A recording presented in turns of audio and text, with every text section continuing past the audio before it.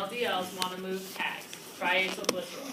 So in order to get these fatty acids into the intestine, we had to turn them into free fatty acids and monoacylglycerols so they could cross the water barrier and get in, Now we right? need to build them better. Yes, because if we have a triacylglycerol, we've got 3 long fatty acid chains esterified, which means we don't have much polar.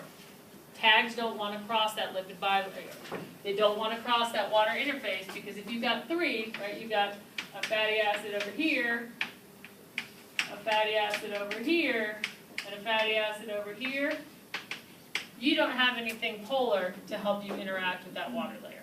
So that's why we break these down into free fatty acids and monoacylglycerols, right? Because when we looked at those micelle geometry configurations, there was a way for them to interact with that water layer and come through. So now that we're in, how do we get them back out? So we want to package for export. The first step is to make tags. All right, so 2. So move to ER, the mags and the free fatty acids, okay? So, monoacylglycerols, right, and I'll put a 2 out front because that's where the position is, okay, plus 2 free fatty acids equals, or goes to, a tag. This is not the only way this math can work, right? You can take 2 mags and you can take something off and put it back on, but this is the simplest way that the math goes. You have a 2 monoacylglycerol, right? You got that C is got a fatty acid only in the 2 position. You add 2 free fatty acids in the C1 and C3 positions, or the SN1 and SN3 position, and you have a triacylglycerol. There are 2 ways to do that. Okay? So the first one, so 2 pathways. The first one up there, that is the MAG pathway, and I'll put this up here. Okay, so the MAG pathway, to do this, you go, so the MAG pathway takes 2 MAG, okay, and then it goes to a 1,2 DAG, okay, and then it goes to a 1,2,3 tag. Any of the other details, in. All right, so you've got a 2 monoacylglycerol. In order to get to a triglyceride, 3 fatty acids, you do 2 steps. The first step, you go from 2 MAG to 1,2 DAG. The second step, you go from 1,2 DAG to 1,2,3 tag. You're done. Okay.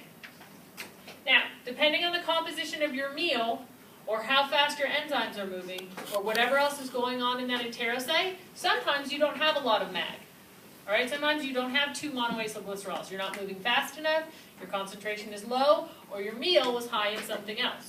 So then you go, and let me make this A instead of 2.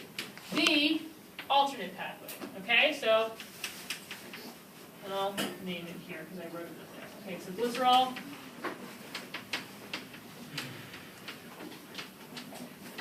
So glycerol 3-phosphate, all right? So, what's a glycerol 3-phosphate? It's got a phosphate at the SN3 position. So instead of starting with a MAG, right, where you've got the CH2OH, C fatty acid, CH2OH, you're starting with glycerol 3-phosphate, CH2OH, CHOH, CPO4 3-. The details of this pathway aren't important. The thing that we need to know is that you go from glycerol 3-phosphate, the end result is a tag. There are multiple steps whereby you pop that one off and add multiple fatty acids on, but that's where you end up. So the details of this are, you want these for export. You want tags for export. You've got 2 options. You either take your 2 monoacylglycerols, of which you have many because we looked at our micelle formation, you add a couple fatty acids to them and you get a triacylglycerol, or if you don't have a lot of those, you can use glycerol 3-phosphate, of which you usually have a lot floating around, and you can add multiple fatty acids and turn them into tags. Okay? Does that make sense? Yes. Okay. The purpose of this is because we need triacylglycerols to get out. In order to get them back out, this is how we do that. Okay.